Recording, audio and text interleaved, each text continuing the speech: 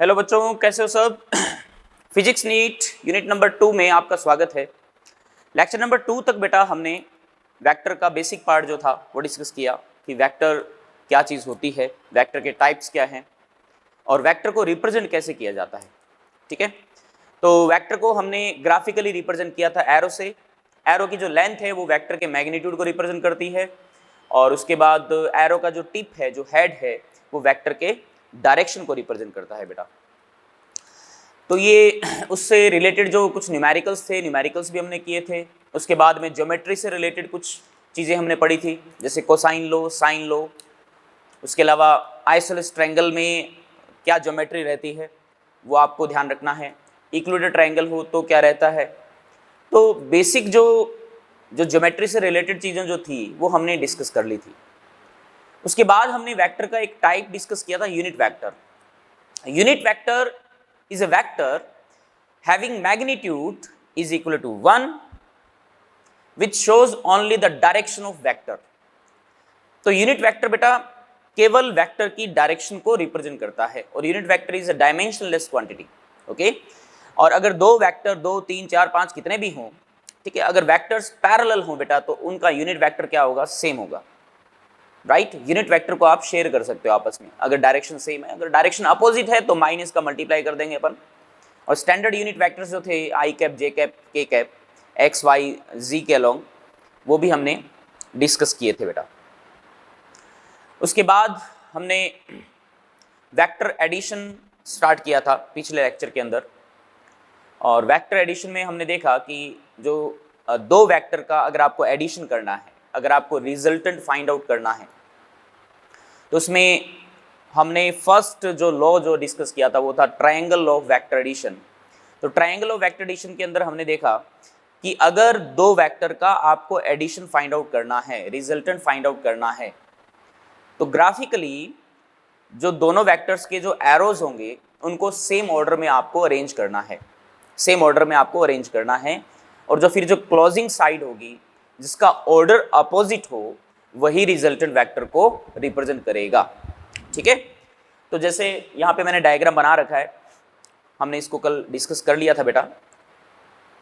तो यहाँ पर रिजल्टेंट वेक्टर कौन सा है उसको पहचानना आपको आना चाहिए। तो रिजल्टेंट वेक्टर यहाँ पर क्लियरली बेटा दिख रहा है अपन को कि जो आर वेक्टर है वो रिजल्टेंट वेक्टर है। क्यों, वाई? क्योंकि आर वेक्टर का जो टिप है ना वो बी वेक्टर के टिप से मीट कर रहा है ना, इसका ऑर्डर अपोजिट है। ए वेक्टर, बी वेक्टर, अगर आर वेक्टर का एरो इधर होता ना तो फिर वो रिजल्टेंट वेक्टर नहीं होता। समझ गए बात को? तो ये हमें मालूम रहना चाहिए, हमें पता होना चाहिए कि कौन सा रिजल्टेंट वेक्टर है। तो यहां तक मेरे हिसाब से कोई आपको प्रॉब्लम नहीं है।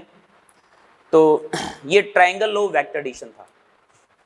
अब जैसे इसमें मैं डायग्राम बनाऊं, और भी डायग्राम बना सकता हूं। जैसे इसको लिखने का तरीका मैंने क्या बताया था आपको कि R vector is equal to A vector plus B vector, है ना। ये लिखने का एक वे है, एक स्टाइल है, ये कह सकते हो, तरीका है बेटा। ठीक है, इस लाइन से क्या मीनिंग निकलता है, इस लाइन से केवल इतना मीनिंग निकलता है कि आर वेक्टर जो है ना वो A vector and B vector का रिजल्टेंट है।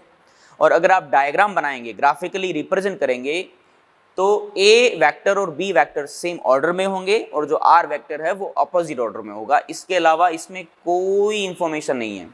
अगर आपसे मैग्नीट्यूड के बारे में पूछे ना तो मैग्नीट्यूड के लिए मैंने क्या बताया था आपको, ज्योमेट्री। आपको एरो की लेंथ फाइंड आउट करनी पड़ेगी, ज्योमेट्री से आपको बेटा आर वेक्टर का या किसी भी वेक्टर का मैग्नीट्यूड फाइंड करना पड़ेगा। ठीक है, वो हम बाद में देखेंगे। तो ये था ट्रायंगल ऑफ वेक्टर एडिशन। जैसे यहां पर एग्जांपल लूं मैं, मान लीजिए बेटा आपको एक vector, let's say this vector is P vector, okay, और इस तरफ मैंने क्यू वेक्टर बना दिया, राइट। और ये वाला वेक्टर जो है इसको मैंने आर वेक्टर लिख दिया। अब आपसे कहे कि बताइए रिजल्टेंट वेक्टर कौन सा है, कोई दिक्कत नहीं है, P vector and Q vector same order में है और आर वेक्टर का एरो जो है वो अपोजिट ऑर्डर में है। दैट मीन्स ये resultant vector is R vector equals to P vector plus Q vector, simple है ना। नेक्स्ट एग्जांपल लेते हैं अपन, let's say this vector is a vector, okay, and this vector is b vector, this vector is c vector। अब आप ये देखें कि इनमें सेम ऑर्डर वाले एरोज कौन कौन से हैं। सेम ऑर्डर वाले एरोज देखो आप, सी वेक्टर दिख रहा है अपन को, बी वेक्टर देखो, ये इनका ऑर्डर सेम है ना, सेम है कि नहीं है बताइए, ऑर्डर सेम है बेटा इनका। ए वेक्टर का अपोजिट ऑर्डर है, इसका मतलब ए वेक्टर जो है यहाँ पर रिजल्टेंट वेक्टर है बेटा। तो A vector is equal to B vector plus C vector, या C vector plus B vector, okay.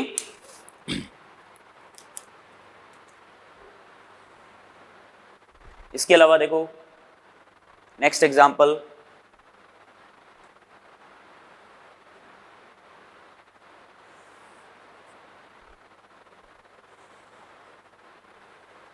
let's say this is p vector, this is q vector and this is r vector। अब आपसे पूछे बताइए कि इसमें resultant vector कौन सा है, बड़ा सिंपल है, सेम ऑर्डर वाले एरोज देखो, r वेक्टर दिख रहा है, p वेक्टर दिख रहा है, देखो दोनों का ऑर्डर सेम है, q वेक्टर का ऑर्डर अपोजिट है बेटा, है ना। इसका मतलब q वेक्टर जो है यहाँ पर रिजल्टेंट वेक्टर है, q vector equals to r vector plus p vector. Clear, कितना सिंपल है देखो। तो मतलब हमने मोटा मोटा ये सीख लिया कि अगर आपको डायग्राम दे रखा हो तो आप उसमें इजीली पहचान सकें, पता लगा सकें कि इसमें रिजल्टेंट वेक्टर कौन सा है, ठीक है।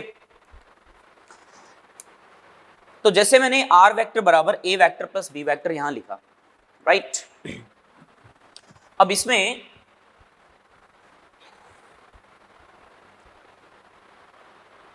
अगर मैं ऑर्डर चेंज कर दूं अगर मैं ऑर्डर चेंज कर दूं, बी वेक्टर को पहले कंसीडर करूं एंड देन फिर ए वेक्टर को अरेंज कर दूं, तो क्या रिजल्ट पे कोई इफेक्ट पड़ेगा? देखो जरा एक बार, मैंने आपको एक चीज बताई थी, वेक्टर में अगर आप एरो को डिस्प्लेस कर देते हो without change in direction and magnitude, there will be no change in the vector quantity, okay.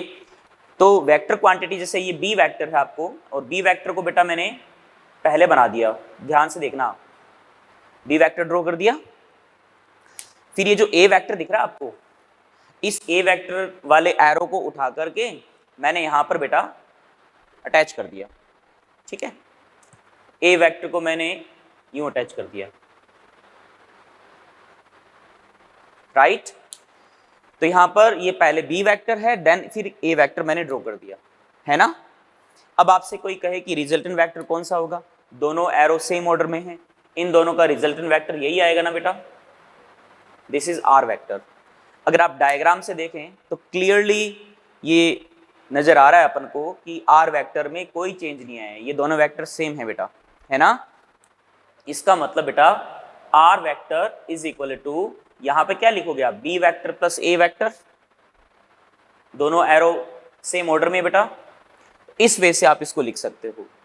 तो ये क्लियरली नजर आ रहा है कि जो आर वेक्टर है, जो रिजल्टेंट वेक्टर है बेटा, वो A vector plus B vector भी आप लिख सकते हो, या B vector plus A vector भी आप लिख सकते हो बेटा, है ना। ऑर्डर अगर अपन चेंज कर दें तो उससे रिजल्ट पर कोई इफेक्ट नहीं पड़ेगा, मतलब इनको लिखने का जो ऑर्डर है ना, वो अगर अपन बदल दें तो उससे रिजल्टेंट वेक्टर पे कोई इंपैक्ट नहीं पड़ने वाला बेटा, रिजल्ट सेम रहेगा, ठीक है। हाँ, बट एरो की डायरेक्शन या मैग्नीट्यूड में कोई बदलाव नहीं होना चाहिए। बी वेक्टर ये भी एग्जैक्टली बी वेक्टर को रिप्रेजेंट कर रहा है, ये ए वेक्टर तो ये भी एग्जैक्टली ए वेक्टर को रिप्रेजेंट कर रहा है ना। बी वेक्टर को उठा के यहाँ रख दिया, ए वेक्टर को उठा के यहाँ रख दिया, सही है ना। ऐसे इस तरीके से बेटा अपन को देखना ही। तो ये हमने अभी जो पढ़ा था वो था ट्रायंगल ऑफ वेक्टर एडिशन। अब अगर अपन, जैसे मैं आपको एक एग्जांपल दूं, मान लीजिए आपको दो वेक्टर्स दे रखे हैं, दिस इज ए वेक्टर, ठीक है, दिस इज बी वेक्टर। ये दो एरोज आपको ड्रॉ कर रखे हैं, यहाँ पर दे रखे हैं, ठीक है। आपसे पूछा है draw a vector plus B vector. आपको A vector plus B vector को ड्रॉ करना है बेटा। ए वेक्टर प्लस बी वेक्टर मतलब इन दोनों का रिजल्टेंट, इसको ड्रॉ करना है। तो कैसे ड्रॉ करें? ये जो ए वेक्टर है उठा के यहां रख दो पहले, रख दिया बेटा, है ना? कितना सिंपल है देखो। फिर जो बी वेक्टर नजर आ रहा है ना, इस बी वेक्टर को उठा के यहां रख दो, है ना? मैग्नीट्यूड और डायरेक्शन में कोई बदलाव नहीं आना चाहिए। तो बी वेक्टर को उठा के मैंने यहां से यहां रख दिया, ये लो बेटा बी वेक्टर आ गया, आ गया।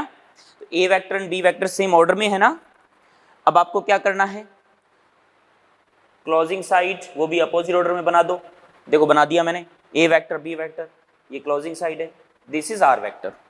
और आर वेक्टर जो वो किसको रिप्रेजेंट करेगा, ए वेक्टर प्लस बी वेक्टर को।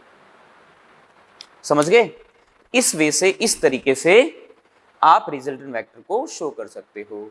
कोई दिक्कत यहां तक? ठीक है। तो ये था बेटा first triangle law of vector addition, बड़ा सिंपल सा है, बहुत बेसिक सा है।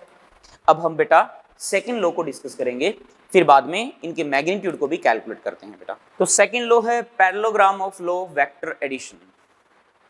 Parallelogram law of vector addition क्या है, मैं पहले इसको डायग्राम से आपको एक्सप्लेन करता हूं बेटा, ध्यान से देखना। Let's say this is A vector, triangle law of vector addition के अंदर हमने बी वेक्टर या जो दूसरा सेकंड वेक्टर था ना, वो ए वेक्टर के साथ अटैच किया था ना, सेम ऑर्डर में थे। Parallelogram law of vector addition में क्या करना है अपन को, ए वेक्टर आपने ड्रॉ कर दिया, फिर जो बी वेक्टर है ना वो बेटा ए के टेल से ही स्टार्ट करना है, यहां से ही स्टार्ट करना है। मतलब दोनों का ओरिजिन पॉइंट क्या होना चाहिए, सेम होना चाहिए। ओरिजिन पॉइंट क्या होना चाहिए, सेम होना चाहिए। दोनों को एक साथ अटैच करना है आपको, same starting point.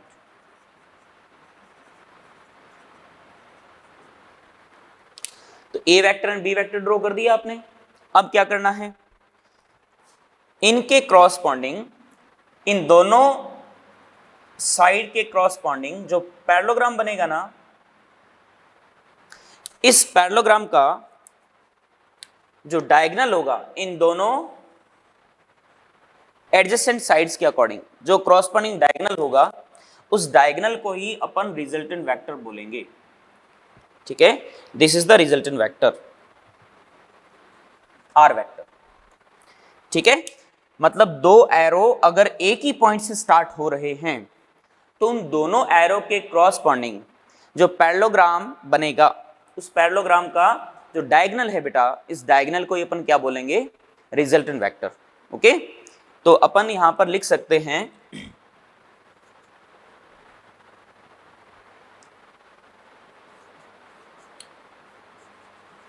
If two adjacent sides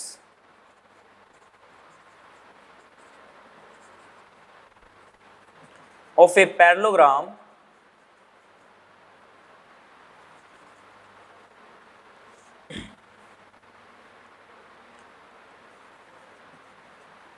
are represented by vectors,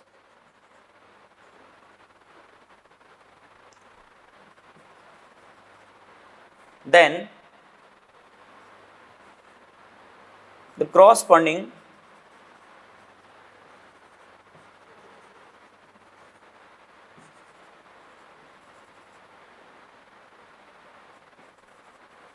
diagonal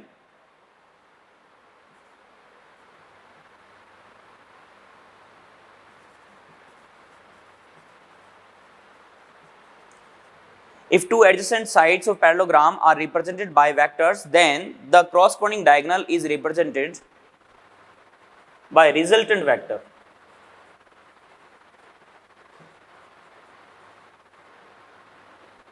Of these two vectors. ठीक है, तो अगर ये एडजेसेंट साइड्स बेटा जो है वेक्टर से रिप्रेजेंट कर रहे हैं अपन, तो उनके क्रॉसपॉन्डिंग जो डायगोनल बनेगा ना, वो डायगोनल रिजल्टेंट वेक्टर को शो करेगा। ओके, ये यहां पर पॉइंट आ गया बेसिक सा। अभी मैं आपको एक्सप्लेन करूंगा कि ट्रायंगल ऑफ वेक्टर एडिशन और parallelogram of vector addition same ही है, बट रिप्रेजेंट करने का तरीका थोड़ा सा अलग है ग्राफिकली, वैसे मीनिंग सेम ही है, ठीक है।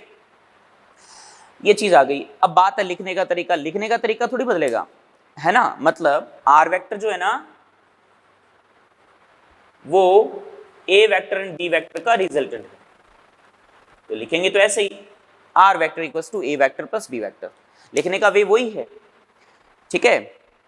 एक पर्सन अगर अपने घर से इस तरफ डिस्प्लेस होता है, पहले इधर जाता है एंड देन फिर इधर जाता है, राइट, या पहले इधर जाता है फिर इधर जाता है, तो पहुंचेगा तो यही ना, इसी पॉइंट पर। या अगर दोनों चीजें साथ साथ हो रही हैं, पहले इधर जा रहा है फिर इधर जा रहा है, फिर इधर जा रहा है फिर इधर जा रहा है, इस तरीके से, मतलब दोनों का इंपैक्ट अगर साथ साथ पड़ रहा है तो रिजल्ट तो यही निकलेगा ना, यहीं पहुंचेगा ना।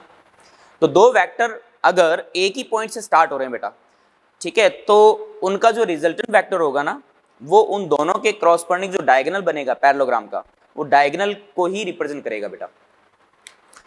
Is that clear? लिखने का भी यही है, सेम है। तो ट्रायंगल ऑफ वेक्टर एडिशन में दोनों एरो एक ही पॉइंट से स्टार्ट करने हैं, पैरेललोग्राम ऑफ वेक्टर एडिशन में दोनों एरो एक ही ट्रायंगल ऑफ वेक्टर एडिशन में दोनों एरो एक के बाद एक स्टार्ट करने हैं, ठीक है। पहले एरो ड्रॉ किया फिर दूसरा एरो ड्रॉ किया, अटैच कर दिया इसके साथ, ये रिजल्टेंट वेक्टर बन गया। पैरेललोग्राम ऑफ वेक्टर एडिशन के अंदर दोनों एरो एक ही पॉइंट से स्टार्ट करने हैं, एक ही पॉइंट से, ये और ये एक ही पॉइंट से स्टार्ट करने, रिजल्टेंट वेक्टर ये बनेगा ना, ठीक है। तो जैसे मैंने ये पैरेललोग्राम बनाया है ना, इससे अगर मैं समझाऊं आपको तो देखो दोनों का मीनिंग सेम है बेटा, ध्यान से देखिएगा। This is A vector, this is B vector, ठीक है। ये पैरेललोग्राम बना दिया, रिजल्टेंट वेक्टर हमें पता है ये वाला बनेगा, दिस इज आर वेक्टर। अब एक बात देखिए, सोचिए जरा, ये ए वेक्टर है, राइट।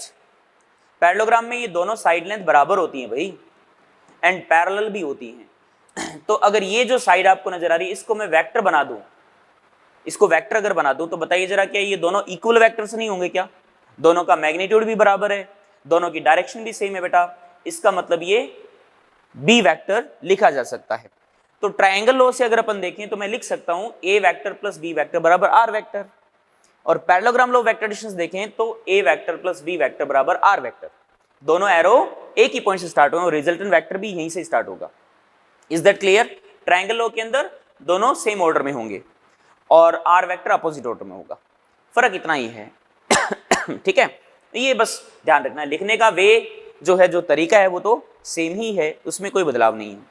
ओके, तो ये दोनों हमने बेसिक जो लॉज थे वो डिस्कस कर लिए हैं, और इन दोनों लॉज को बेटा दो वेक्टर के एडिशन में यूज होता है। दो वेक्टर को आपको अगर ऐड करना है, ग्राफिकली उसको रिप्रेजेंट करना है, लिखना है, तो आपको इन दोनों लॉज की हेल्प लेनी पड़ेगी, ठीक है। अब हम बात करते हैं बेटा रिजल्टेंट वेक्टर का मैग्नीट्यूड क्या है, जो एनालिटिकल मेथड है, ठीक है, जो एनालिसिस है रिजल्टेंट वेक्टर का जो मैग्नीट्यूड है वो कैसे लिखा जाता है, तो वो मैं आपको यहाँ पर बताऊंगा, क्योंकि इसकी जो पीछे की जो मैथमेटिक्स है वो मैथमेटिक्स हम प्रीवियस लेक्चर के अंदर डिस्कस कर चुके हैं ऑलरेडी। ओके, तो मैं अब वहाँ से डायरेक्ट रिजल्ट यहाँ पे उठाऊंगा, आपको समझ में आ जाएगा अगर आपने अच्छे से वो चीज़ें पढ़ी हैं तो, ठीक है बेटा। तो मैग्नीट्यूड ऑफ रिजल्टेंट वेक्टर, तो रिजल्टेंट वेक्टर का मैग्नीट्यूड कितना है, तो ए वेक्टर आपको नजर आ रहा है, बी वेक्टर आपको नजर आ रहा है, दो वेक्टर्स हैं, इन दोनों का रिजल्टेंट जो है वो आर वेक्टर है, ठीक है। और पैरेललोग्राम लॉ वेक्टर एडिशन से देखें तो ए वेक्टर और ये बी वेक्टर बन जाएगा, यहाँ पे टिप बना दोगे तो बी वेक्टर बन जाएगा, फिर ए वेक्टर एंड बी वेक्टर का रिजल्टेंट आर वेक्टर है, राइट। तो मैं चाहूं तो यहाँ पर ड्रॉ कर सकता हूं, ये बनाया जा सकता है इसको बी वेक्टर, ठीक है। अब देखना बेटा ध्यान से, magnitude of A vector is simple A, ये ए वेक्टर का मैग्नीट्यूड है, okay. Magnitude of B vector is B, and magnitude of R vector, जो रिजल्टेंट वेक्टर है ना उसका मैग्नीट्यूड है सिंपल आर। अब सबसे पहली जो चीज जहां स्टूडेंट्स जनरली गलतियां करते हैं, है ना, मिस्टेक्स करते हैं बेटा, वो क्या है, देखो यहां पर अगर आपसे ये कहे ना कि angle between A vector and B vector क्या होगा, A vector and B vector, A vector देख लो ढंग से, ये वाली डायरेक्शन है ए वेक्टर की, दिख रहा है ना आपको, और बी वेक्टर देखो ये डायरेक्शन है, सही है ना।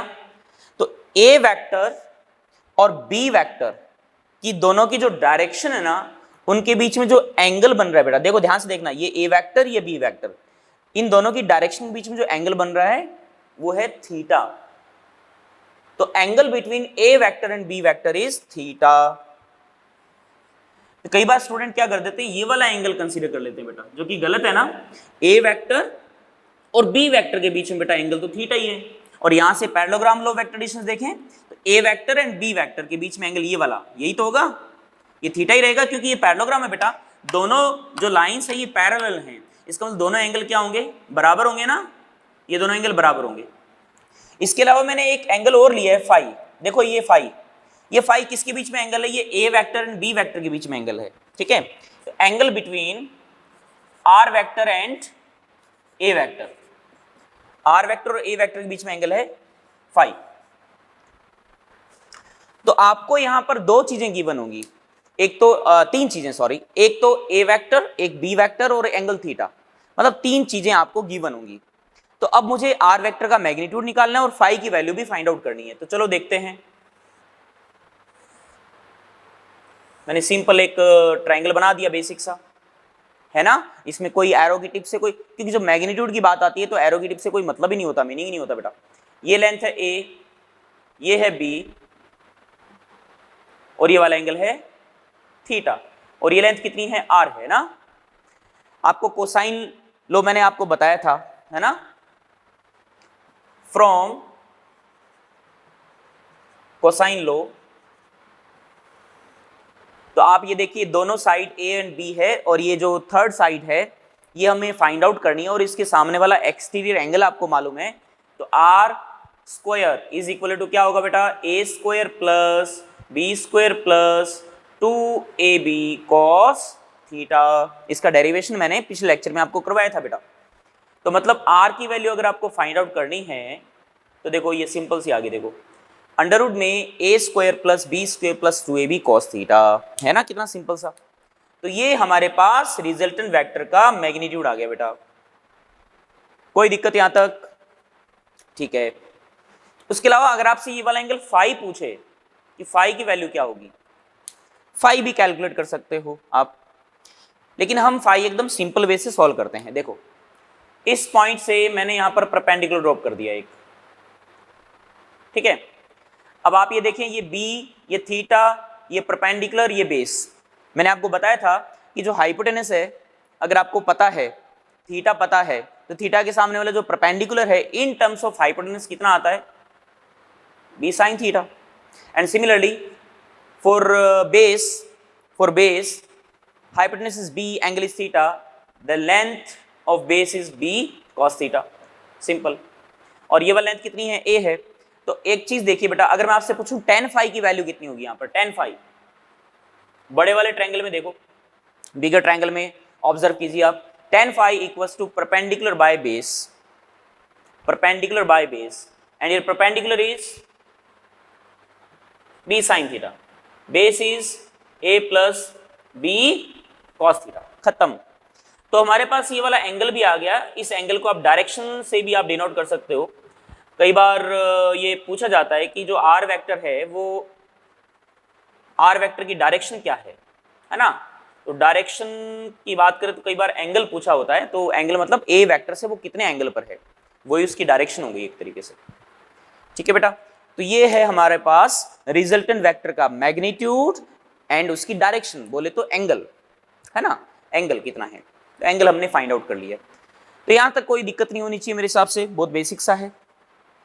अब इसके कुछ केस डिस्कस करते हैं अपन, ठीक है, केस स्टडी करते हैं। आइए एक बार ध्यान से देखिए। तो हमारे पास जो रिजल्टेंट वेक्टर आया वो अंडर रूट में A square plus B square plus 2ab cos theta है ना। अब हम केस स्टडी करते हैं। सबसे पहला केस क्या है, देखो case 1, if theta equals to 0, अगर मैं थीटा को 0 ले लूं तो थीटा 0 का मतलब ए वेक्टर और बी वेक्टर दोनों ए की डायरेक्शन में है ना। तो थीटा अगर 0 लूं बेटा तो बताइए मैथमेटिक्स क्या कहती है, देखो r बराबर अंडर रूट ए square plus B square plus 2ab cos 0, cos 0 की वैल्यू आप जानते हो 1 होती है, तो ये A square plus B square plus 2ab means a plus B का होल स्क्वायर हो गया, हुआ ना, और a प्लस बी का whole square and then root करोगे तो कितना बचेगा a प्लस बी, तो r is equal to a plus B आ गया अपने पास, बोलो आया ना। तो ये मैथमेटिक्स ये कह रही है। ग्राफिकली समझें तो ग्राफिकली भी बड़ा आराम से समझ सकते हो, देखो जैसे ए वेक्टर मैंने यूं ड्रॉ कर दिया, ध्यान से देखना आप, दिस इज ए वेक्टर, कर दिया ड्रॉ, और जो बी वेक्टर है ना वो इंक्लाइन नहीं है, वो ए वेक्टर के अलोंग है, तभी तो थीटा 0 होगा। A vector and B vector A की डायरेक्शन, थीटा कितना आएगा दोनों के बीच में 0, तो बी वेक्टर भी इधर की तरफ, ये देखिए this is B vector, correct. A vector and B vector same order में है, और रिजल्टेंट वेक्टर हमको मालूम है कि जो क्लोजिंग साइड होती है, क्लोजिंग साइड बोले तो ए वेक्टर के टेल से स्टार्ट करना है और बी वेक्टर के टिप तक जाना है अपन को, तो इसका मतलब आर वेक्टर यही बनेगा ना, दिस इज आर वेक्टर, समझ में आया। ए वेक्टर बी वेक्टर और ये यहां से आर वेक्टर को स्टार्ट कर दिया अपन ने, देखो अब यहां पर क्लियरली नजर आ रहा है, लेंथ वाइज देखें तो ए वेक्टर का जो मैग्नीट्यूड है वो कितना है, वो ए है ना ए, बी वेक्टर का मैग्नीट्यूड है बी, और आर वेक्टर का मैग्नीट्यूड आर है, और आर क्लियरली नजर आ रहा है ए प्लस बी के बराबर होगी इसकी पूरी लेंथ, बोलो तो R equals to A plus B, है ना। तो ये आर जो रिजल्टेंट वेक्टर है ना, ये इसकी मैक्सिमम वैल्यू है, क्योंकि इससे बड़ी लेंथ हो ही नहीं सकती। ए और बी, जैसे ये ए है और ये बी यूं बना दिया मैंने, ए और बी बना दिया, ठीक है, ए एंड बी बना दिया, तो आर ये हुआ ना लेंथ, आर वेक्टर का मैग्नीट्यूड ये वाली लेंथ होगी ना। अगर मैं बी को इंक्लाइन कर दूं, मतलब 0 डिग्री एंगल पे ले आऊं, और फिर जो आर देखा जाए तो आर की जो लेंथ है, आर वेक्टर वाले एरो की लेंथ सबसे ज्यादा होगी उस समय, उससे बड़ी लेंथ नहीं हो सकती है ना, उससे बड़ी लेंथ पॉसिबल नहीं है बेटा। जैसे ये ए है और ये बी है ना, ये आर है, देखो अगर ये इस बी को मैंने रोटेट कर दिया, यहाँ ले आया, तो अब जो आर होगा वो आर कौन सा हो जाएगा, ये वाला हो जाएगा, देखो अगर मैं बी को घुमा करके यहाँ ले आया तो आर अब ये वाला होगा, ये तो ये लेंथ और ये लेंथ सबसे ज्यादा वाली लेंथ ये होगी ना, मैक्सिमम बेटा मैग्नीट्यूड यही हो सकता है ना। तो ये आर की मैक्सिमम वैल्यू है बेटा, जब दोनों वेक्टर एक ही डायरेक्शन में होते हैं तो रिजल्टेंट वेक्टर का मैग्नीट्यूड मैक्सिमम होता है, ओके, तो ये मैक्सिमम वैल्यू है बेटा। ये केस फर्स्ट हो गया। केस सेकंड की बात करें,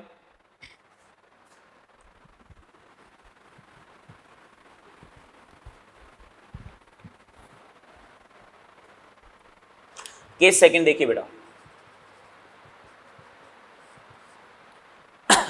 if theta is equal to 90 pi by 2, अगर थीटा पाई बाई 2 हो तो क्या आएगा, तो बना के देखते हैं, चलो मतलब पहले मैथमेटिक्स को देखते हैं। आर बराबर under root A square plus B square plus 2ab cos pi by 2, cos pi by 2 as we know cos pi by 2 is 0, cos pi by 2 0, तो ये 0 हो जाएगा, तो केवल r बराबर क्या बचेगा, root of a square plus B square, है ना। अगर ज्योमेट्री से देखें अपन तो बड़ा सिंपल है, ए वेक्टर और b vector exactly 90 degree angle पर है, और आर वेक्टर ये वाला एरो होगा, और इतना तो हमें मालूम ही है यहां पर कि जो बी वेक्टर है और जो ए वेक्टर है इनका मैग्नीट्यूड ए एंड बी है, आर वेक्टर का आर है, तो ये लेंथ ए है, ये लेंथ बी है, 90 डिग्री एंगल पर है, तो पाइथागोरस थ्योरम लगा के डायरेक्ट भी तो निकाल सकते हो। तो पाइथागोरस थ्योरम लगाओ, a square plus B square बराबर आर स्क्वायर, आर बराबर root of a square plus B square, बोलो तो डायरेक्ट भी आप, क्योंकि सारा खेल ज्योमेट्री का है, ज्योमेट्री से ये सारी चीजें आई हैं बेटा, तो ये सिंपल इसमें अप्लाई हो रहा है। और उसके अलावा एंगल फाई पूछे आपसे, ये वाला एंगल फाई, तो आप डायरेक्ट भी निकाल सकते हो, tan फाई बराबर यहाँ पर क्लियरली नजर आ रहा है अपन को, tan phi equals to perpendicular by base b by a, magnitude रखा है बेटा, ध्यान रखना, okay, magnitude only length magnitude, तो फाई बराबर कितना आ जाएगा, tan inverse b by A.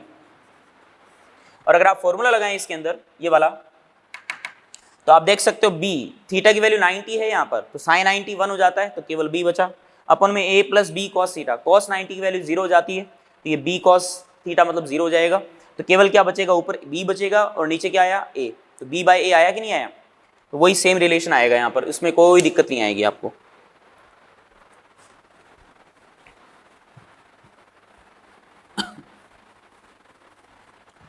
Case third,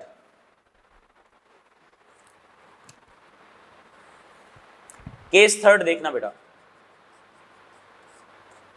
if theta is equal to pi, मतलब 180 डिग्री, थीटा अगर 180 डिग्री है तो मैथमेटिक्स देखो क्या कहती है, देखो r is equal to under root A square plus B square. अच्छा यही लिख देता हूं मैं, cos पाई की वैल्यू अपन जानते हैं -1 होता है ना, cos पाई इक्वल्स टू -1, तो -1 रखेंगे तो बड़ा A square plus B square -2ab आ गया ना ये।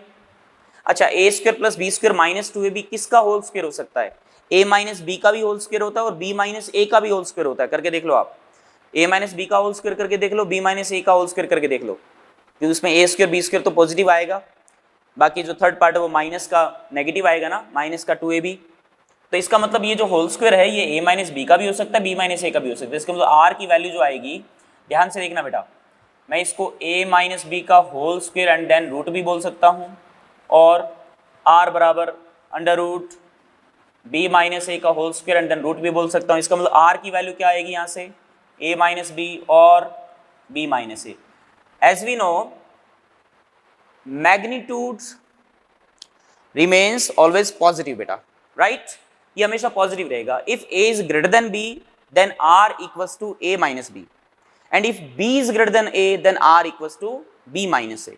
ठीक है, डिपेंड करेगा वो कि कौन सा लार्ज है, इसमें उसी में से स्मॉलर क्वांटिटी जो है वो सब्ट्रैक्ट कर देनी है आपको। तो r equals to a minus B और b माइनस ए, ये दोनों ही सही है। ठीक है, इसको बॉक्स में मैं बंद कर देता हूं। अब ग्राफिकली अगर आप इसको देखें तो ध्यान से देखना, a vector, this is a vector, okay, magnitude of a vector is a, ये ऑब्लिक लगा के मैं जो लिखता हूं ना, ये मैग्नीट्यूड है इसका। और b वेक्टर, ध्यान से देखना, b वेक्टर 180 डिग्री पर है, पाई एंगल पर है बेटा, पाई रेडियन एंगल पर है। तो ये डायरेक्शन थी a वेक्टर की, इससे पाई एंगल मतलब इसको रोटेट कर दो एरो को, तो एरो बैक साइड में आ जाएगा, देखो डायरेक्शन अपोजिट होगी एरो की। दिस इज b वेक्टर, ठीक है, a vector b vector, right. Then r vector कौन सा बनेगा, r वेक्टर देखो ये वाला बनेगा, this is r vector, a vector b vector. r vector जो है ध्यान रखना है उसका ऑर्डर क्या होना चाहिए, अपोजिट, ओके, ऑर्डर क्या होना चाहिए, अपोजिट। अपोजिट बना दिया मैंने, देखो सिंपल एकदम, समझ में आया ना, बड़ा सिंपल है देखो। तो इस वे से आप इसको रिप्रेजेंट कर सकते हो, इसमें कोई दिक्कत नहीं है। तो यहाँ पर अगर मैं आपसे पूछूं कि बताइए, जैसे b वेक्टर का मैग्नीट्यूड b है और r वेक्टर का मैग्नीट्यूड अगर r है, तो बताइए a वेक्टर की एरो की लेंथ कितनी, a है ना, ये b है, तो ये कितना बचेगा, a minus b, simple, this is a minus b. तो यहाँ पर मैंने लिख दिया, ये इसको इससे लिंक कर सकते हो आप। Similarly if b is greater than a, then if b is greater than a, then तो मान लीजिए आपने ये a वेक्टर ड्रॉ कर दिया इधर, और b वेक्टर को की डायरेक्शन को अपोजिट कर दो, b वेक्टर को बैक साइड में ले आइए, देखिए ये लो जी, ये b वेक्टर आ गया, a vector and b vector draw कर दिया।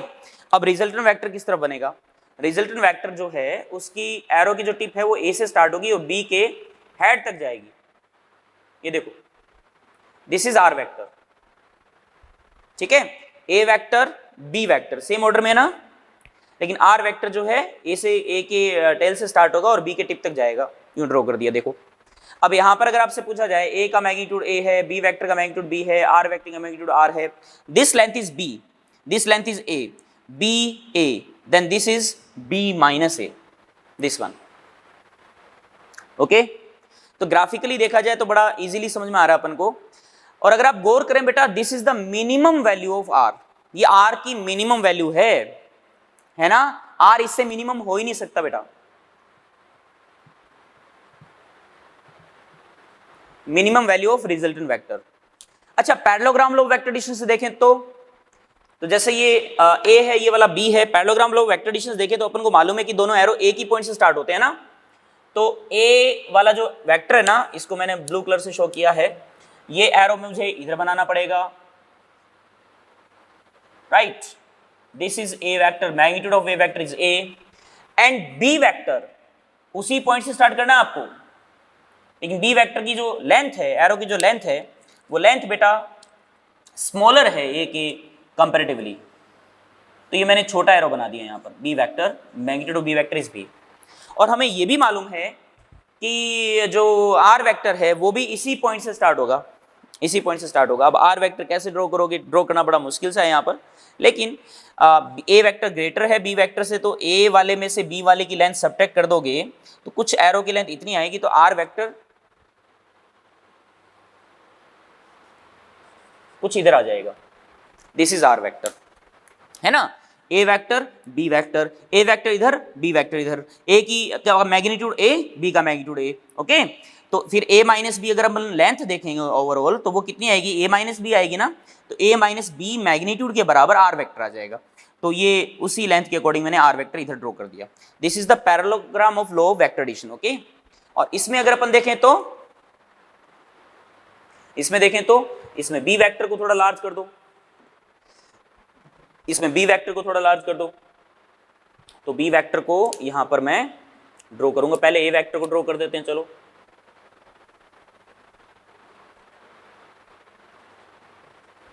एंड देन बी वेक्टर,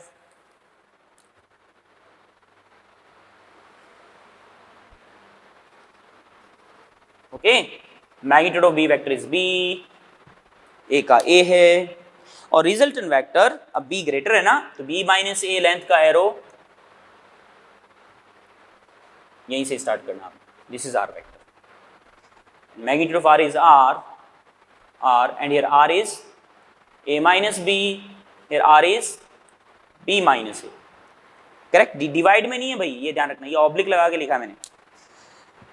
तो ये था, और इसमें अगर देखें तो parallelogram law of vector addition में 90 डिग्री एंगल वाले केस के अंदर ए वेक्टर है, बी वेक्टर यहां से स्टार्ट हो जाएगा, और दोनों का जो रिजल्टेंट है वो आर वेक्टर आ जाएगा, ठीक है। तो मोटा मोटा आपको समझ में आ गया होगा। तो आर वेक्टर जो रिजल्टेंट वेक्टर उसका magnitude root of a square plus B square plus 2ab cos theta, maximum value when theta equals to 0, और मैक्सिमम वैल्यू कितनी आएगी, a प्लस बी, ठीक है। और minimum value when theta is 180 degree, then r equals to resultant vector का magnitude कितना आएगा, a minus b या b माइनस ए, ये मिनिमम वैल्यू है। इसका मतलब जो r है, जो रिजल्टेंट वेक्टर है, वो किन दो वैल्यूज के बीच में लाई करेगी उसकी वैल्यू, ठीक है। तो वो अपन लिख सकते हैं यहां पर, ध्यान से देखना आप।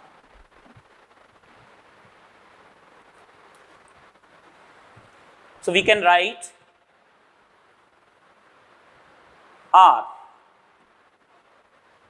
is less than or equal to a plus b, this is the maximum value. ये कह रहा है कि r की वैल्यू इसके बराबर हो सकती है, इससे कम होगी। Minimum value a minus B और b माइनस ए,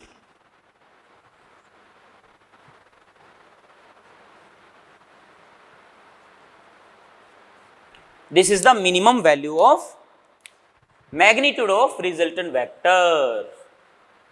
तो रिजल्टेंट वेक्टर डेफिनेटली इन्हीं दो वैल्यूज के बीच में लाई करेगा, ठीक है। आई होप आप तक अभी तक जो मैंने पढ़ाया वो आपको समझ में आ गया होगा। रिजल्टेंट वेक्टर क्या होता है, ट्रायंगल ऑफ वेक्टर एडिशन क्या होता है, पैरेललोग्राम ऑफ वेक्टर एडिशन क्या होता है, लिखते कैसे इनको, वो सीख लिया हमने। उसके अलावा उनका मैग्नीट्यूड और एंगल कैसे फाइंड करते हैं वो भी हमने डिस्कस कर लिया है बेटा, ठीक है। अब हम आगे बढ़ते हैं बेटा, अब कुछ एग्जाम्पल्स डिस्कस करते हैं अपन। फर्स्ट एग्जांपल है identify the resultant vector from these diagrams, okay. ये जो डायग्राम्स दे रखे हैं आपको, वेक्टर डायग्राम्स, इनमें आपको आइडेंटिफाई करना है कि कौन सा रिजल्टेंट वेक्टर है, ओके। बड़ा सिंपल सा है। फर्स्ट क्वेश्चन, इसके तीन ये पार्ट्स हैं, फर्स्ट, सेकंड एंड थर्ड। इन तीनों में आपको बताना है कि रिजल्टेंट वेक्टर कौन सा है ना। एक बार आप देख लीजिए, पॉज करके अपने आंसर्स फाइंड कर लीजिए आप। हाँ, फर्स्ट डायग्राम को देखो आप। आपको तो ये देखना है कि ये ट्रायंगल बन रहा है, तो इसमें अपोजिट ऑर्डर वाला एरो कौन सा है, वही रिजल्टेंट वेक्टर होगा, खेल खत्म। तो ये देखो, ये ए वेक्टर है, ये सी वेक्टर, अच्छा इसका ऑर्डर अपोजिट हो गया। बी वेक्टर इधर है, सी वेक्टर इधर, इसका मतलब बी और सी का तो ऑर्डर सेम है और ए वेक्टर का ऑर्डर अपोजिट है। तो यहाँ पर क्लियरली नजर आ रहा है resultant vector for these three vectors is a vector. इसका आंसर आ गया। ठीक है, बड़ा सिंपल है ये। सेकेंड पार्ट को भी आप देख लो, सोच लो, समझ लो, कर लो। सेम ऑर्डर वाले एरोस कौन कौन से हैं देखो, पी वेक्टर, आर वेक्टर, देखो ऑर्डर सेम है ना, पी वेक्टर और आर वेक्टर का ऑर्डर सेम है बेटा, और क्यू वेक्टर का ऑर्डर अपोजिट है कि नहीं है? ऑर्डर अपोजिट, खेल खत्म। इसका मतलब इसमें रिजल्टेंट वेक्टर कौन सा आ जाएगा बेटा? Q vector. आ गया। नेक्स्ट में मैंने थोड़ा सा आपको कंफ्यूज किया है हल्का सा, ये पैरेललोग्राम है, ये ए वेक्टर है, देख लो ए वेक्टर की टिप इधर है, बी वेक्टर की इधर है, और सी वेक्टर की इधर है। ठीक है, और आपसे पूछा है कि रिजल्टेंट वेक्टर आइडेंटिफाई कीजिए, इसके अंदर कौन सा है, राइट? कोई दिक्कत नहीं है, आप ट्रायंगल और वेक्टर एडिशन से इसको सॉर्ट आउट कर सकते हो। देखो इनको तो रब कर रहा हूं मैं, पता लगाइए कौन से एरो होंगे। देखो ये जो डायग्राम है इसको मैं वापस रीड्रॉ करता हूं बेटा। देखो ये ए वेक्टर है, बना दिया। ये बी वेक्टर दिख रहा है आपको, इस एरो को उठा के यहां पे भी चिपका सकता हूं ना, लेंथ सेम है बेटा। तो ये बी वेक्टर को मैंने इधर अटैच कर दिया, डायरेक्शन और मैग्नीट्यूड में कोई बदलाव नहीं आना चाहिए। और सी वेक्टर जो इधर की तरफ है इसको भी मैंने ड्रॉ कर दिया, ले लो, this is C vector.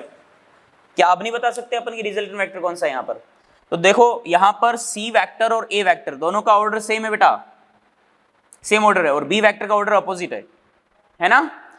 That means the resultant vector of these three vectors, right, from these three vectors is which one?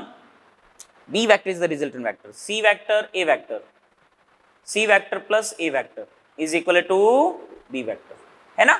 B vector is the resultant vector. Clear? Simple था क्वेश्चन। चलिए next question पे आते हैं, read कीजिए इसको। Magnitude of two vectors are 4 newton and 2 newton, find magnitude of their resultant if angle between them is 60 degree, 120 degree, 180 degree, 270 degree.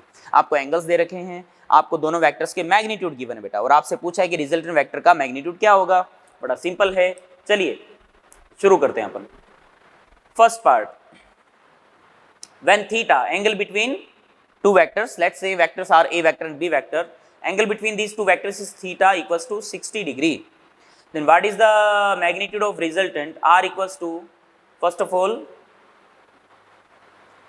मैं formula लिख देता हूं यहां पर, a square plus b square plus 2ab cos theta, R equals to, चलिए magnitude of a is a 4 Newton, magnitude of b is a 2 Newton. ठीक है, तो 4 and 2 यहां पर रख दीजिए, तो 4 का स्क्वायर प्लस 2 का square plus 2 into 4 into 2 into cos 60, okay, then r equals to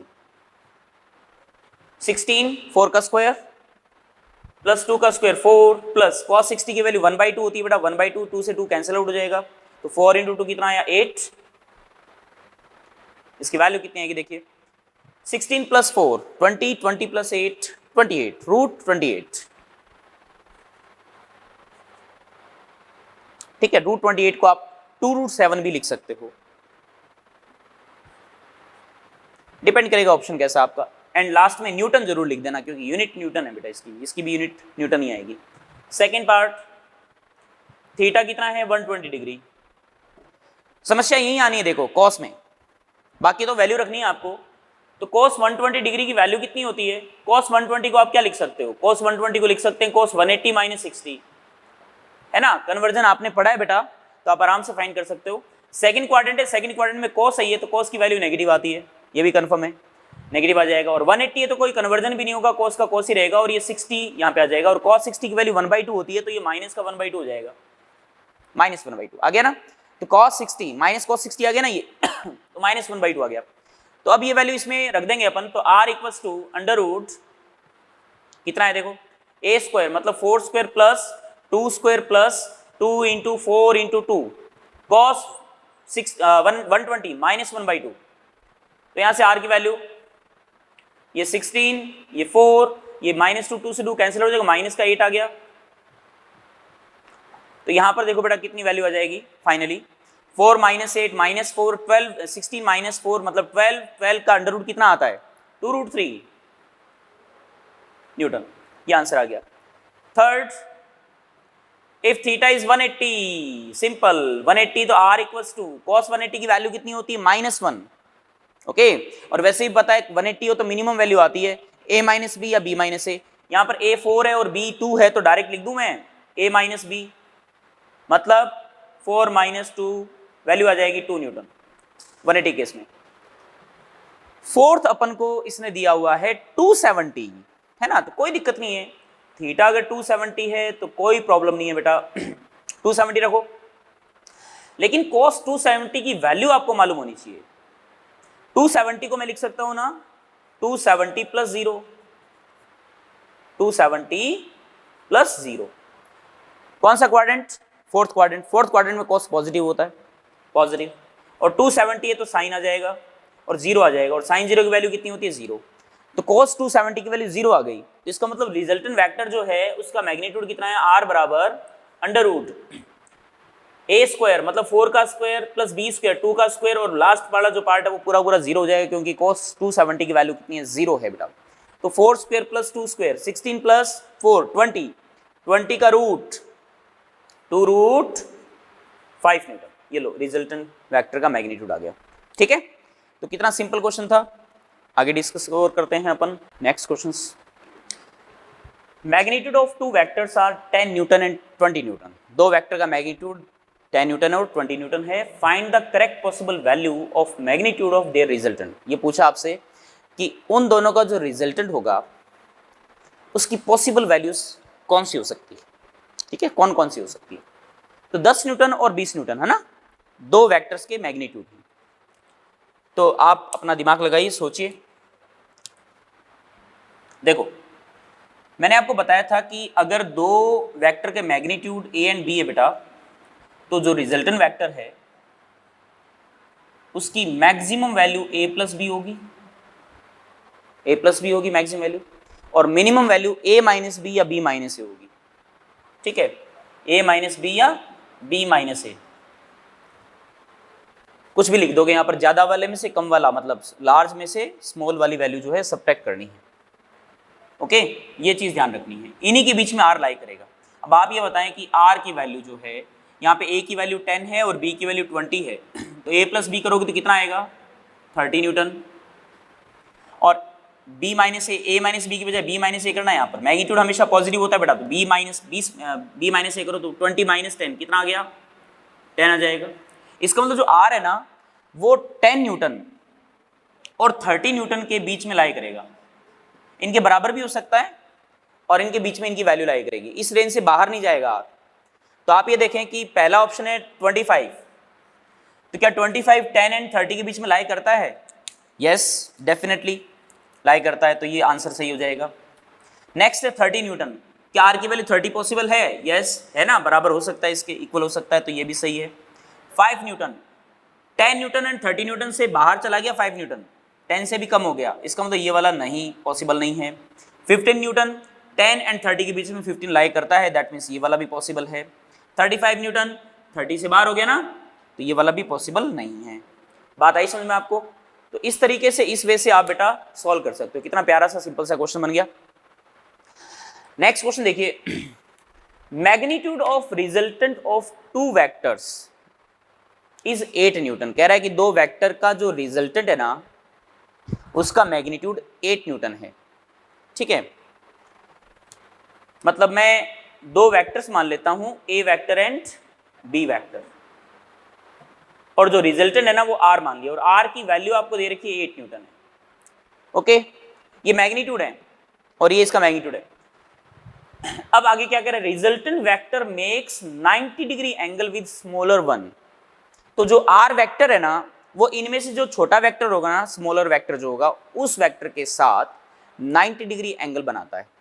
तो अगर आप ज्योमेट्री से इसको ड्रॉ करेंगे तो थोड़ा 90 का अपन को ध्यान रखना है। अब हम आगे देखते हैं, चलो पहले एरो मतलब डायग्राम बना लेते हैं अपन, सही रहेगा। तो ए वेक्टर मैंने चलो इधर ड्रॉ कर दिया। अब ये जो रिजल्टेंट वेक्टर जो कह रहा है वो ए वेक्टर के परपेंडिकुलर है, तो पहले रिजल्टेंट वेक्टर को ड्रॉ करो, ये लो, और उसका ऑर्डर अपोजिट होना चाहिए, तो ऑर्डर अपोजिट कर दिया मैंने, दिस इज आर वेक्टर। अब बी वेक्टर बना दो, बी वेक्टर पक्का यही होना चाहिए ना, सेम ऑर्डर वाला arrow, this vector plus this vector बराबर आर वेक्टर। तो ये बी वेक्टर हाइपोटेनस हो जाएगा एक तरीके से। तो आर वेक्टर बन गया, ये ए वेक्टर ये है, ये बी वेक्टर है, और ये वाला एंगल कितना है 90 है बेटा। हमको ये आर वेक्टर का कह रहा है कि आर वेक्टर का मैग्नीट्यूड 8 न्यूटन है, तो इसकी वैल्यू कितनी है 8 हो गई। आगे देखते हैं, ये लाइन हमने देखी ली यहाँ पे, if sum of magnitude of vectors is 16 newton. अच्छा, ए वेक्टर का मैग्नीट्यूड ए है, बी वेक्टर का मैग्नीट्यूड बी है, ये कह रहा है कि मैग्नीट्यूड का जो सम है, मतलब ए प्लस बी जो है, ध्यान देना ए प्लस बी मैग्नीट्यूड का सम, वो आपको कितना दे रखा है यहां पर 16 न्यूटन, मतलब ए प्लस बी बराबर 16 है, और आर की वैल्यू मतलब आर का मैग्नीट्यूड 8 है। Then find the magnitude of the vectors and also find the angle between them. तो सबसे पहले अपन को ए और बी का जो वैल्यू वो फाइंड आउट करना है। A plus B is 16 ना, this is 8, if this is A then B is equals to 16 minus A, 16 minus A। अब ये एक राइट एंगल ट्रायंगल बन गया, साइड लेंथ देख लो, इसकी 8 है, इसकी A है, इसकी 16 माइनस A है, तो पाइथागोरस थ्योरम लगा दीजिए आप, वैल्यू आ जाएगी। देखिए तो क्या मैं पाइथागोरस थ्योरम लगा दूं, A square plus 8 square is equal to this is 16 minus A square of 16 minus A. Okay, यहां से कीजिए A square plus 64 equals to 16 square 256 plus A square minus ये 32a आ गया बेटा, है ना। ए स्क्वायर से ए स्क्वायर कैंसिल आउट हो गया, यहां से 32a और 64 को 256 में सब्ट्रैक्ट कर दीजिए, ये आ गया 2 और ये आ गया बेटा कितना बचा, ये 64 है ना, हाँ 2 तो 5 माइनस 6 15 माइनस 6 कितना आ जाएगा, ये आ जाएगा 9, ये आ जाएगा 1। ठीक है, इसको कट करेंगे अगर आप तो ये 192/32 ये 6 से कट जाएगा। देखो ए की वैल्यू 6 न्यूटन आ रही है, मतलब ए की जो वैल्यू 6 न्यूटन आएगी, और ए की वैल्यू अगर 6 न्यूटन है तो बी की वैल्यू 16 माइनस ए है, तो बी बराबर आ जाएगा 16 माइनस ए, कितना आया 10 न्यूटन। देखो ये वैल्यू भी आ गई, मतलब ये एक सिंपल ट्रायंगल बन गया, राइट एंगल ट्रायंगल, और उसके अंदर अपन ने लेंथ फाइंड आउट कर ली है। यहाँ पर लेंथ हमारे पास आ चुकी है कुछ इस टाइप से, this is 6, this is 10 and this is 8। हमसे एक चीज और पूछिए, द एंगल बिटवीन देम, दोनों वेक्टर्स के बीच में एंगल कितना है। This is A vector, direction of A vector is in this direction and B vector is along this direction. ये बी वेक्टर है, ये ए वेक्टर है, यहां से देख लो चाहो तो अगर मैं आपसे पूछूं कि ए और बी के बीच में एंगल कितना है, तो ये वाला एंगल नहीं है रे, ए vector B vector, A vector B vector, तो एंगल ये वाला है, इसमें यहां से बना दो तो ये वाला एंगल है। The angle between A vector and B vector is theta, this one. ये थीटा अगर आपको फाइंड आउट करना है तो आप एक काम कर सकते हैं, ये वाला एंगल फाइंड कर सकते हैं आप, ये वाला एंगल फाई मान लीजिए। ठीक है, तो आप ये बताएं कि tan फाई इक्वल्स टू, इस ट्रायंगल में ये वाला एंगल फाई है, tan फाई इक्वल्स टू 8/6 ना, परपेंडिकुलर बाय बेस 2 से कट कर दो 4/3 आ गया, और tan फाई की वैल्यू अगर 4/3 है, तो मैंने आपको ट्रायंगल बताया था शुरू में बेसिक मैथमेटिक्स में 3 4 5 वाला ट्रायंगल, तो tan फाई अगर 4/3 है, दैट मीन्स फाई की वैल्यू कितनी होगी 53 डिग्री। तो here phi equals to 53 degree, और हमको थीटा फाइंड करना है यहाँ पर, तो थीटा कितना आ जाएगा 180 माइनस 53, सब्ट्रैक्ट कर दीजिए बेटा, 0 माइनस 3 ये 7 आ गया, ये 7, और नेक्स्ट है 7 माइनस 5 ये आ जाएगा 2, और बचेगा तो 127 degree is the answer. Okay, तो इस वे से आप बेटा एंगल कैलकुलेट कर सकते हो। अब हम आगे नेक्स्ट क्वेश्चन डिस्कस करें बेटा। नेक्स्ट क्वेश्चन बेटा, if the resultant of 2 unit vectors is a unit vector then find the angle between these unit vectors. ठीक है, ये कह रहे हैं 2 यूनिट वेक्टर्स हैं आपके पास, यूनिट वेक्टर का मैग्नीट्यूड कितना होता है 1, और दोनों यूनिट वेक्टर का जो रिजल्टेंट है वो भी एक यूनिट वेक्टर है। इसका मतलब दोनों यूनिट वेक्टर का मैग्नीट्यूड 1 और रिजल्टेंट भी यूनिट वेक्टर तो उसका मैग्नीट्यूड भी 1, और तीनों एक ट्रायंगल को फॉर्म करेंगे, ये भी कंफर्म है। सही है, इसका मतलब ये हुआ कि तीनों की तीनों अगर ट्रायंगल को फॉर्म करेंगे तो ट्रायंगल कैसा बनेगा, अगर तीनों ट्रायंगल की तीनों साइड जो है ट्रायंगल की वो अगर यूनिट वेक्टर को रिप्रेजेंट करेंगी तो इसका मतलब लेंथ सेम होगी, लेंथ सेम होगी तो ट्रायंगल कैसा बनेगा, ट्रायंगल कैसा बनेगा उस केस में इक्विलेटरल ट्रायंगल बनेगा। तो बड़ा आसानी से इसको फाइंड आउट किया जा सकता है अगर आप फॉर्मूला यूज करेंगे इसके अंदर। तो फॉर्मूला से किस तरीके से इसको सॉल्व कर सकते हो बेटा, देखो r equals to under root A square plus B square plus 2ab cos theta. और वैसे रिजल्टेंट वेक्टर भी एक यूनिट वेक्टर है ना, यूनिट वेक्टर है, इसका मतलब रिजल्टेंट का मैग्नीट्यूड भी कितना आएगा 1, स्क्वायर कर दो तो 1 का स्क्वायर 1 ही बचेगा। ए भी 1 है, ये भी यूनिट वेक्टर है, 1 का स्क्वायर 1, ये बी भी 1 है तो 1 का square 1 plus 2 into 1 cos theta. ये 1 से 1 कैंसिल आउट हो गया बेटा, ये वाला 1 इधर जाएगा तो कॉस थीटा की वैल्यू कितनी आ गई यहाँ पर हमारे पास माइनस का 1/2 आएगा कि नहीं है। Here cos theta equals to minus 1/2। अच्छा कॉस थीटा माइनस 1/2 कब होता है, यहाँ पर अब आपको ट्रिग्नोमेट्री थोड़ी यूज करनी पड़ेगी बेटा, ध्यान से देखना। Minus 1/2 right, cos theta is equal to minus, अच्छा 1/2 को मैं लिख सकता हूँ कॉस 60, सही लिखा है मैंने, तो माइनस कॉस 60 इसको लिखा जा सकता है।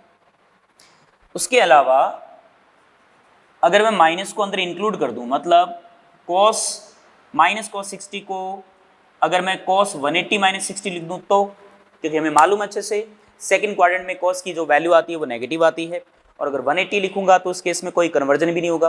कॉस 180 माइनस 60 जो है वो माइनस ऑफ, क्योंकि सेकंड क्वाड्रेंट है, माइनस ऑफ कॉस 60 के बराबर हो जाएगा।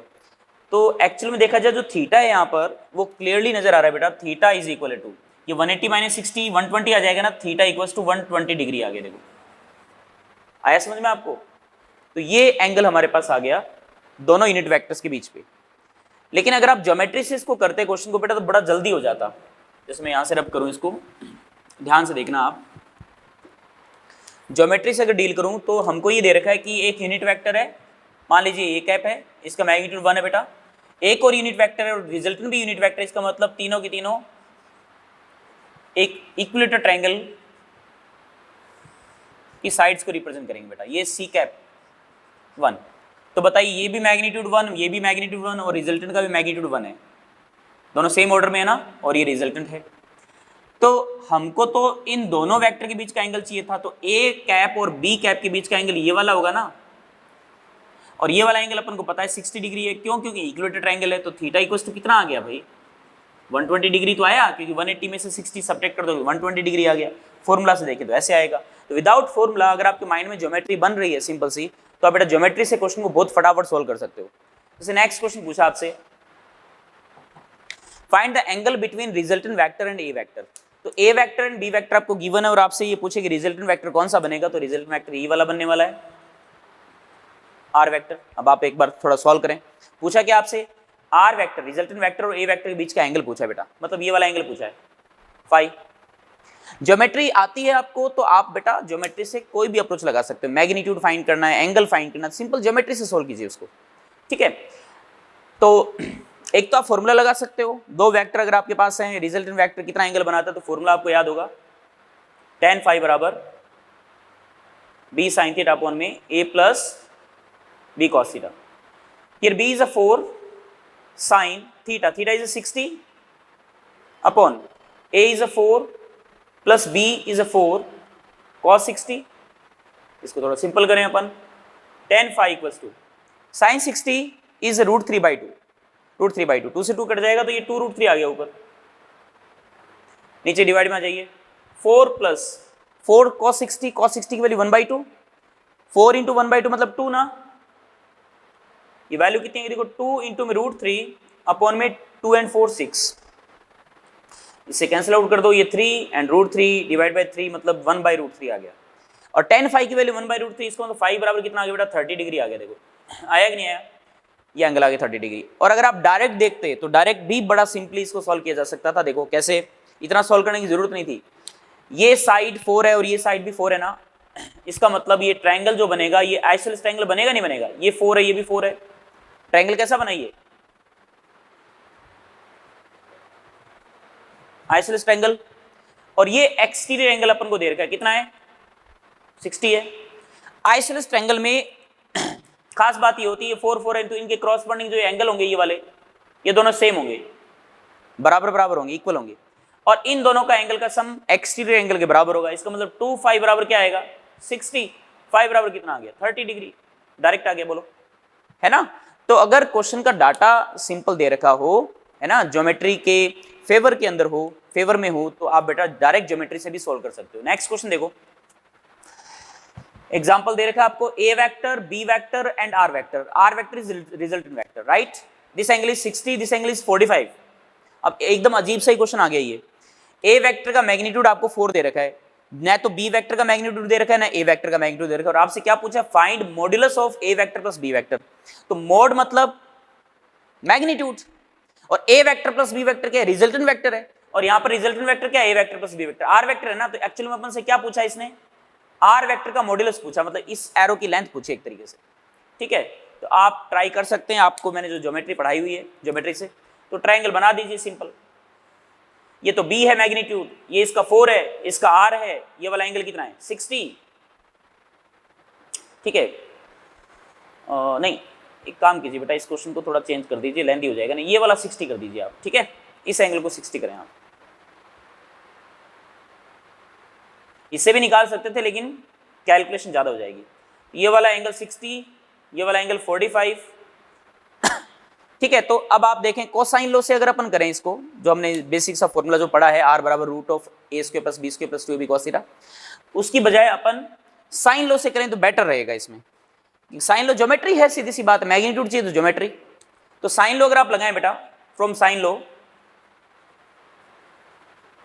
देखिए 4 by sine 60, this by sine of this angle is equal to, r चाहिए ना आपको, आर का magnitude, r by sine of this angle, ठीक है। 4 by sine of 60 is equal to r by sine of 45। तो आर बाय साइन ऑफ 60 कितना आ गया, √3/2, are by sign 45 मतलब 1/√2। इसको थोड़ा सिंपल कर लो बेटा, तो ये वैल्यू हमारे पास आ जाएगी, ये √2 बचेगा इधर की तरफ, तो आर बराबर आ गया 4√2/3, ये आर की वैल्यू आ गई, है ना। तो इसके लिए थोड़ा प्रिपेयर रहें, पाइथागोरस थ्योरम हो गई, आइसोसेलेस ट्रायंगल हो गया, साइन लो, कोसाइन लो, ये चीज़ें आपके माइंड में होनी चाहिए। बेसिक फॉर्मूलाज यूज करके आप कर सकते हो, लेकिन जो बेसिक जो कॉन्सेप्ट्स हैं, जो मेन जो मैथमेटिकल जो कॉन्सेप्ट्स हैं, वो आप हमेशा माइंड में रखें बेटा। अब मैं आपको कुछ क्वेश्चंस लगवा देता हूँ, इन क्वेश्चंस को बेटा नोट डाउन कर सकते हो आप, ठीक है। टोटल नंबर ऑफ क्वेश्चंस जो हैं 1 2 3 4 5 6 7 8 9 10 11 12 13 14 15 16 क्वेश्चंस हैं टोटल। आप आराम से इन क्वेश्चंस को कर सकते हो बेटा, ठीक है। उसके अलावा एक एग्जांपल और देखें अपन,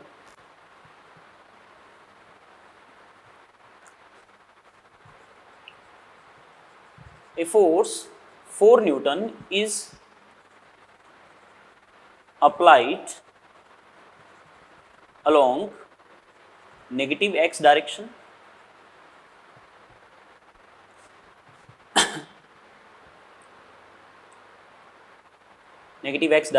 and another force 5 Newton is applied plus y direction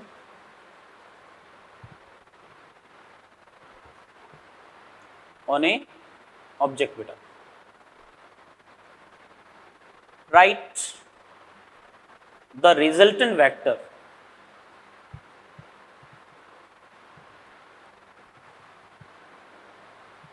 in terms of unit vectors, ठीक है। एक बार आप पढ़ लीजिए, एक फोर्स दे रखा आपको 4 न्यूटन का, और वो बेटा नेगेटिव x डायरेक्शन के अलोंग अप्लाई हो रहा है। एक दूसरा फोर्स दे रखा है जिसको जो पॉजिटिव y डायरेक्शन के अलोंग अप्लाई हो रहा है, एक ऑब्जेक्ट पे अप्लाई हो रहे हैं दोनों। Right the resultant vector in terms of unit vector. तो दो वेक्टर हैं जिनकी आपको डायरेक्शन दे रखी है ना, जैसे this is x, this is y plus x minus y, okay, first one is 4 newton and is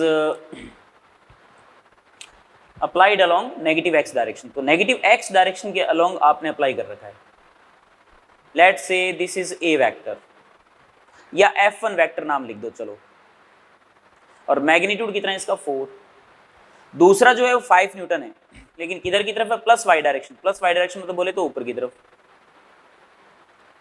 F2 लिख देता हूं इसको, इसका मैग्नीट्यूड 5 न्यूटन, इसका मैग्नीट्यूड 4 न्यूटन। ये दोनों एरो मैंने एक ही पॉइंट से स्टार्ट किए हैं, तो इतना तो समझ में आ गया होगा कि अगर एक ही पॉइंट से स्टार्ट हो, सेम स्टार्टिंग पॉइंट हो, तो resultant vector parallelogram law vector addition से अपन बनाते हैं, ड्रॉ करते हैं। तो पैरेललोग्राम लॉ वेक्टर एडिशन देखें तो